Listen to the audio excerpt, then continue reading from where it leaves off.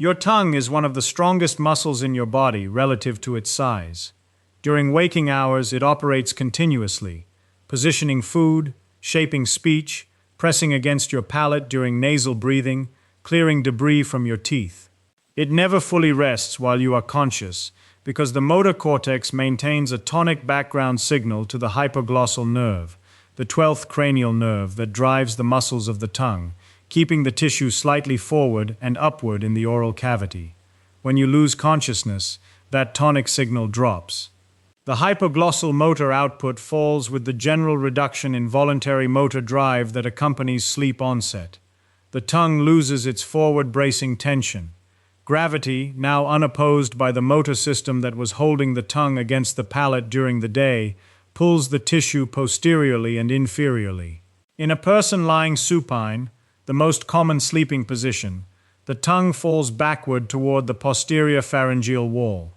How far it falls depends on three things: the resting tone of the genioglossus, the largest muscle in the tongue complex that attaches from the inner surface of the chin to the tongue body and normally prevents posterior displacement, the anatomical length of the soft palate, which in some individuals extends far enough to contact the fallen tongue and complete a partial airway obstruction, and the body mass index, because increased parapharyngeal fat deposits in the lateral pharyngeal walls reduce the airway diameter even before the tongue moves.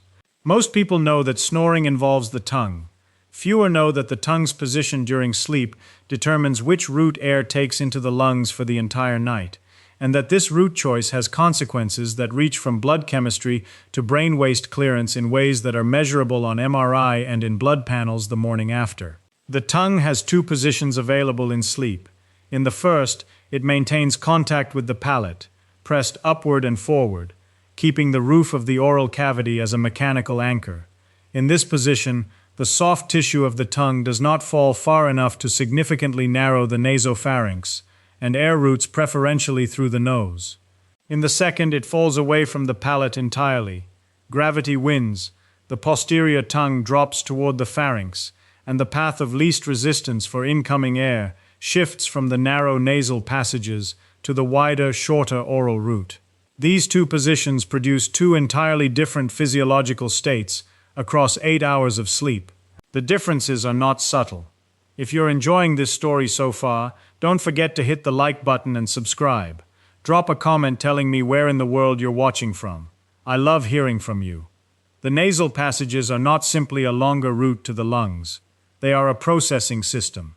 Air entering through the nose travels across 3 pairs of turbinates, curved bony projections lined with highly vascularized respiratory epithelium that warm the air, humidify it to near 100% relative humidity, and filter particles down to approximately 10 microns before the air reaches the nasopharynx. The turbinates increase the surface area available for this processing by a factor of approximately 3 compared to a smooth-walled tube of equivalent diameter. The nasal passages also slow the airflow.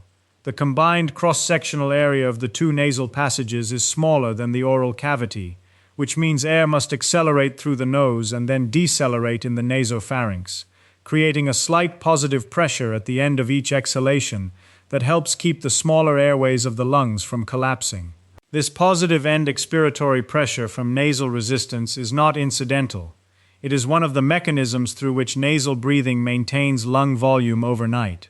Mouth breathing bypasses it. The larger cross-sectional area of the oral cavity offers less resistance, which means lower positive end expiratory pressure, which means slightly reduced functional residual capacity in the lungs across the night. The pharyngeal airway geometry changes in a specific way with tongue position. Mads Nordin at the University of Copenhagen, whose research on upper airway anatomy and obstructive sleep apnea has been published in multiple peer-reviewed imaging studies, used dynamic MRI to measure the cross-sectional area of the nasopharynx and oropharynx across different tongue positions and sleep stages. His data showed that posterior tongue displacement during sleep reduces the retropalatal airway cross-sectional area by 30 to 60% in individuals without frank obstructive sleep apnea, a reduction occurring below the clinical threshold for diagnosis, but sufficient to increase upper airway resistance substantially. Increased upper airway resistance during sleep is the substrate for a spectrum of disorders that ranges from simple snoring through upper airway resistance syndrome to obstructive sleep apnea. But the consequences of chronically elevated upper airway resistance are present even in people who do not meet diagnostic criteria for any of these conditions. The increased respiratory effort required to move air through a partially obstructed airway activates accessory respiratory muscles, fragments sleep architecture, and alters the pressure dynamics in the thorax in ways that reduce venous return to the heart and impair the driving pressure for glymphatic flow, which we will reach in Chapter 4. The geometry of the airway during sleep is not fixed anatomy. It is a dynamic variable determined primarily by tongue position, and tongue position is trainable. That is the practical implication of the geometry. The question that follows from the anatomy is what the altered airflow pattern does to blood chemistry over 8 hours. When air routes through the mouth rather than the nose, the resistance to flow drops. Breathing rate tends to increase slightly. The same volume of air can be moved per minute with less effort, and the respiratory centers in the medulla, receiving feedback about adequate gas exchange, do not specifically signal for nasal routing. The result in chronic mouth breathers during sleep is a respiratory pattern that is slightly faster and larger volume than nasal breathing produces at equivalent metabolic demand. This pattern, compounded across 8 hours, reduces blood carbon dioxide below its optimal concentration. Carbon dioxide in the blood is not simply a waste gas. It is a signaling molecule with specific and measurable effects on vascular tone, hemoglobin's oxygen-releasing behavior, and the pH-dependent chemistry of dozens of enzymatic reactions. The normal arterial partial pressure of CO2 is approximately 40 millimeters of mercury. The respiratory centers maintain this set point through continuous feedback between CO2 detected by chemoreceptors in the brainstem and the depth and rate of breathing they drive. When breathing rate or depth exceeds the metabolic CO2 production rate, CO2 is blown off faster than it is produced. Arterial CO2 falls. The medical term is hypocapnia, below normal CO2. Acute hypocapnia from hyperventilation produces symptoms everyone recognizes: tingling in the fingers, lightheadedness, sometimes carpopedal spasm from changes in ionized calcium. Those acute symptoms require significant CO2 reduction, typically below 30 millimeters of mercury. The overnight mouth breathing pattern does not produce acute hypocapnia. It produces chronic subclinical hypocapnia, a sustained CO2 sitting at 35 to 37 millimeters of mercury, rather than 40, a reduction too small to produce acute symptoms, too consistent to leave a detectable trace in morning blood panels, taken after the person has been upright and active for 20 minutes, and large enough in its effects on cerebral blood flow to matter substantially for brain function. Patrick McKeown, whose work on the Buteyko breathing method and its physiological basis has been published in peer-reviewed literature and reviewed extensively in respiratory physiology, has described chronic subclinical hypocapnia as the most under-recognized consequence of habitual mouth breathing in sleep. His analysis, citing the established CO2 vasomotion relationship, estimates that a sustained reduction of 4 to 5 millimeters of mercury in nocturnal arterial CO2 produces a 8 to 10% reduction in cerebral blood flow across the night, through a specific mechanism this script will describe in the next chapter. That reduction in cerebral blood flow does not wake the sleeper. It does not appear on any standard sleep study metric. It proceeds invisibly, night after night, reducing the driving pressure for glymphatic waste clearance in the hours when that clearance is supposed to be running at its highest rate. The cerebral arterioles are the most CO2-sensitive blood vessels in the body. Their smooth muscle walls respond to local CO2 concentration through pH-dependent mechanisms. CO2 dissolves in the blood and tissue fluid surrounding the arteriole walls as carbonic acid, reducing local pH, which directly relaxes vascular smooth muscle through a well-characterized calcium channel mechanism. When CO2 rises, the arterioles dilate. When it falls, they constrict. This CO2 vasomotion coupling is the primary mechanism through which the brain regulates its own blood supply in response to metabolic activity. Active brain regions generate more CO2 through increased oxidative metabolism. The local CO2 rise dilates the feeding arterioles. More blood arrives. This is the neurovascular coupling that underlies functional MRI signal. The blood oxygen level dependent response tracks the vascular response to local CO2 generation by active neurons. The same mechanism operates in reverse during sleep. If systemic CO2 is reduced by mouth-breathing-driven hyperventilation, the baseline for cerebral arteriolar tone shifts toward constriction. Not severely. The autoregulation mechanisms of the cerebral circulation have considerable range, but measurably and persistently across the hours of sleep. Maiken Nedergaard at the University of Rochester, who led the research that formally described and named the glymphatic system in science in 2013, established that glymphatic flow, the movement of cerebrospinal fluid through the perivascular channels alongside brain blood vessels that clears amyloid beta, tau, and other metabolic waste products, is driven by the pulsation of cerebral blood vessels. Each arterial pulsation creates a pressure wave in the perivascular space that propels CSF deeper into the brain parenchyma. The venous pulsation on the opposite side creates negative pressure that draws the spent fluid outward. The pump is the vascular pulse. If the cerebral arterioles are chronically constricted by reduced CO2 overnight, their pulsatile amplitude is reduced. A constricted vessel has a smaller pressure excursion with each heartbeat than a dilated one at the same cardiac output. Reduced pulsatile amplitude means reduced mechanical driving force for glymphatic CSF flow. The clearance pump runs at lower pressure. The net transport of waste proteins from the interstitial fluid into the CSF drainage is reduced below the rate that normal cerebral blood flow and arterial pulsation would produce. The connection from tongue position to brain waste clearance now has a complete mechanistic chain. Tongue falls backward during sleep, airway resistance rises, air routes through the mouth, breathing rate increases slightly, CO2 is blown off at a rate exceeding production. Arterial CO2 falls 4 to 5 millimeters of mercury below optimal. Cerebral arterioles constrict proportionally. Pulsatile amplitude of the cerebrovascular bed is reduced. Glymphatic driving pressure falls.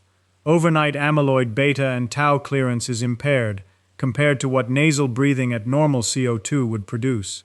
Each step in this chain is individually documented in peer-reviewed physiology. The chain as a whole has not been validated in a single prospective study tracking tongue position through to amyloid clearance. That study has not been done. But the individual links are established, and the mechanistic logic is internally consistent with the known physics at each step. If you're hooked on this story, make sure to subscribe and turn on notifications so you never miss an upload. Your support means everything and helps me bring you more emotional stories like this one. There is a second mechanism through which mouth breathing impairs brain function during sleep, and it operates through a completely separate pathway from the CO2 system. The paranasal sinuses, the air-filled cavities within the facial bones that open into the nasal passages, produce nitric oxide continuously. The nasal sinus epithelium contains the same endothelial nitric oxide synthase enzyme that the vascular endothelium uses to produce nitric oxide for vasodilation, and the sinuses produce this gas at a rate that is orders of magnitude higher than any other site in the body. The concentration of nitric oxide in exhaled nasal air is approximately 100 parts per billion, more than 100 times the concentration in exhaled oral air. John Lundberg at the Karolinska Institute in Stockholm published the definitive characterization of nasal nitric oxide production in the 1990s, establishing both the source in the paranasal sinuses and the functional significance of the gas in the inhaled airstream. Nasal nitric oxide enters the lungs with each nasal breath, where it acts on pulmonary vascular smooth muscle to improve ventilation perfusion matching, the alignment between where air is going in the lungs and where blood is flowing, which determines how efficiently oxygen is transferred from air to blood. The pulmonary vasodilatory effect of nasal nitric oxide is measurable. Breathing through the nose, even at rest, improves oxygen saturation compared to mouth breathing at identical respiratory rates, through the continuous delivery of a vasodilator directly to the pulmonary circulation. This is not a marginal effect. It represents a meaningful difference in the efficiency of gas exchange per breath, which compounds across 12,000 to 15,000 breaths per night. During sleep, when oxygen demand from the brain is at its highest relative priority, the brain consumes approximately 20% of total oxygen at rest, and during REM sleep, by some measures more. The loss of nasal nitric oxide from 8 hours of mouth breathing represents a sustained reduction in pulmonary gas exchange efficiency. The result is blood returning to the left heart with slightly lower oxygen saturation than nasal breathing at the same respiratory rate would produce. Lower oxygen saturation in the blood supplying the brain means reduced oxygen delivery per unit of blood flow. In the context of already reduced cerebral blood flow from CO2-driven vasoconstriction, the two mechanisms compound. The brain receives less blood per minute and less oxygen per milliliter of blood. The glymphatic system is trying to clear waste from tissue whose oxygen supply is impaired by two simultaneous mechanisms, both of which trace back to the position of the tongue. Myofunctional therapists use the term tongue posture to describe where the tongue rests in the oral cavity during both waking and sleeping hours. The correct resting position, the one that maintains nasal breathing during sleep and supports the airway geometry that allows glymphatic flow to proceed at normal driving pressure, has a specific name: the tongue pressed against the palate, its tip making contact with the incisive papilla, the small raised tissue just behind the upper front teeth, and its body spread across the roof of the mouth in a broad, flat contact. This is the position the tongue maintains in nasal breathers. In chronic mouth breathers, the tongue rests on the floor of the oral cavity instead, a lower position that allows the mouth to open and that, during sleep, becomes the fallen position that reduces pharyngeal airway area. Sandra Kahn at the University of California, San Francisco, and Paul Ehrlich at Stanford, whose collaborative work on the relationship between oral posture, airway development, and systemic health was published in the book Jaws and in peer-reviewed literature, established that the tongue's resting position during childhood determines the development of the palate and the width of the dental arch. A tongue pressed against the palate during growth applies mechanical force that widens the palate laterally. A tongue resting on the floor of the mouth applies no such force, and the palate grows narrower, reducing the space available for the nasal passages above, which share a wall with the palate. In adults, palate development is complete, but the functional consequences of habitual tongue floor resting are not structural. They are dynamic. The tongue position during sleep is still determining airway geometry, CO2 levels, nitric oxide delivery, and glymphatic driving pressure every night, regardless of whether the developmental window has closed.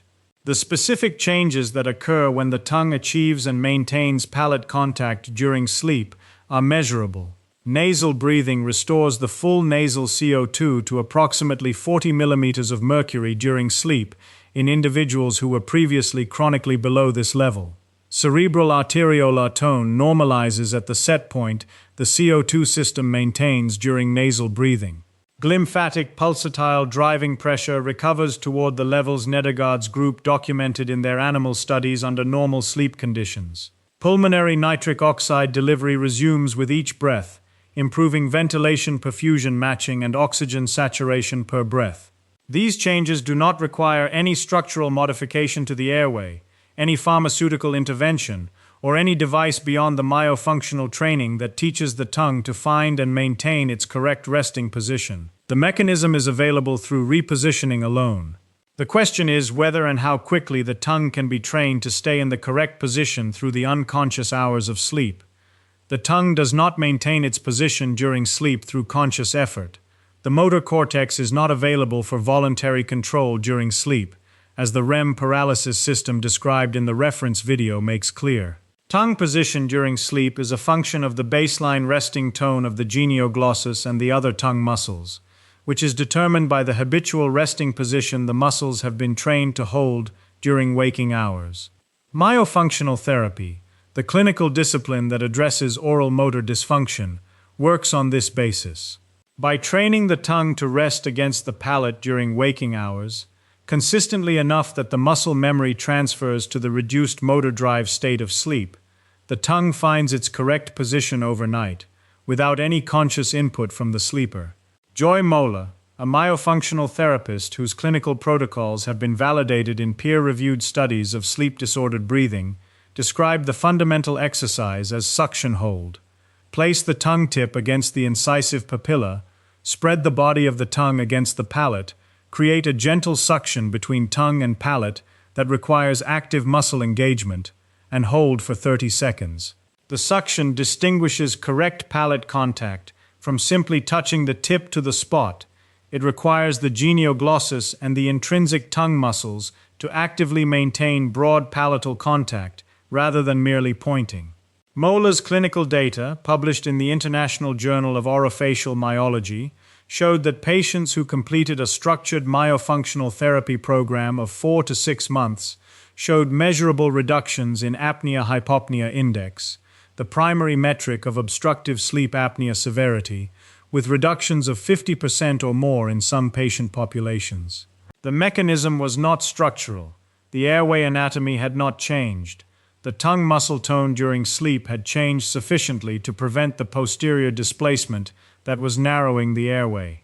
The 30-day protocol described here addresses the subset of the population who do not have clinical sleep apnea, but who are chronic mouth breathers during sleep, with the tongue floor resting rather than palate pressed, and who are therefore running the CO2 and nitric oxide deficits described in the preceding chapters. The protocol has 3 components, each addressing a different aspect of the problem. The first component is the suction hold exercise, performed for 30 seconds, 10 repetitions, 3 times per day, morning, midday, and evening. Total daily time, 15 minutes. The exercise builds the resting tone of the genioglossus in the elevated position. Research by Guimarães and colleagues at the University of São Paulo, published in the American Journal of Respiratory and Critical Care Medicine in 2009, showed that oropharyngeal exercises targeting the tongue and soft palate, performed for 30 minutes per day across 3 months, reduced apnea-hypopnea index by 39% and snoring intensity by 36% in moderate sleep apnea patients. The daily time investment in the protocol described here is half that used in the Guimarães study, appropriate for a preventive rather than therapeutic application. The second component is nasal breathing during all waking physical activity. Every walk, every stair climb, every period of light exercise performed with deliberate nasal breathing rather than default mouth breathing trains the respiratory centers to accept the slightly higher resistance of the nasal route as normal. The brainstem calibrates its default breathing pattern based on the mechanical feedback it receives from the airway. Chronic nasal breathing during waking activity shifts this calibration toward lower respiratory rates and higher CO2 tolerance, which carries over into sleep. McEwen's clinical breathing retraining protocol uses this principle as its primary mechanism: raise the CO2 tolerance threshold during waking, and the sleep breathing pattern follows. The third component is tape. Single-strip surgical or kinesiology tape placed horizontally over the closed lips at bedtime, not sealing the mouth shut, which would create dangerous pressure if the nose becomes congested, but providing a tactile reminder that prevents the lips from parting during sleep without creating occlusion. The tape does not force nasal breathing. It provides proprioceptive feedback that wakes the sleeper if the mouth begins to open and air starts routing orally. Several studies on mouth taping in mild sleep-disordered breathing populations, including work by Lee and colleagues published in the Journal of Clinical Medicine in 2020, showed reductions in oxygen desaturation index and improvements in sleep quality scores after 4 weeks of consistent use. The expected timeline for observable changes is specific and layered. By day 7, morning nasal congestion, a common complaint of chronic mouth breathers whose nasal passages have become less responsive from disuse, typically begins to reduce. Nasal congestion in habitual mouth breathers is partly functional.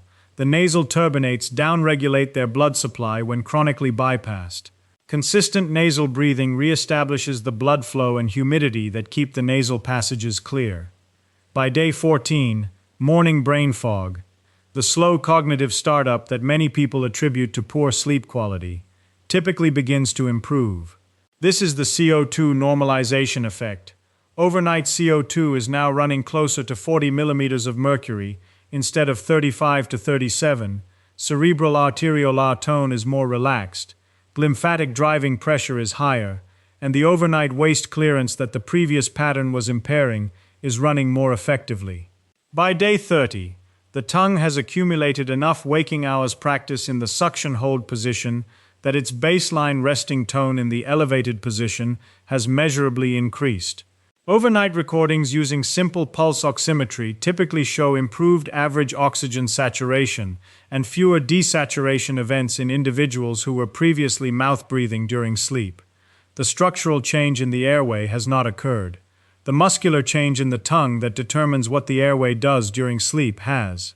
The brain that has been clearing its overnight waste under suboptimal conditions for years, lower glymphatic driving pressure, reduced cerebral blood flow from CO2 vasoconstriction, impaired pulmonary oxygen delivery from nitric oxide loss, is now receiving a more favorable overnight environment.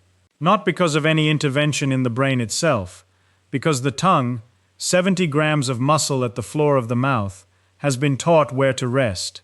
It has been resting in the wrong position for years, every night, 8 hours at a time.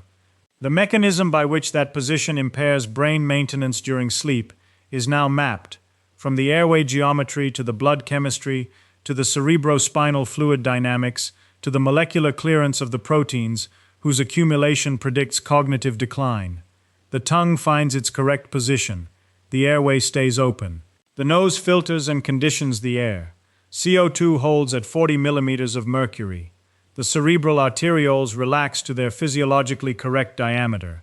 Each heartbeat produces its full pulsatile amplitude in the perivascular space. The CSF flows. The waste clears. That is what the tongue does to the brain while you sleep. And it has been doing it, or failing to, every night of your life. Thank you so much for watching until the end. If you loved this story, check out the other videos on your screen now. I think you'll really enjoy them. And don't forget to subscribe if you haven't already. See you in the next story.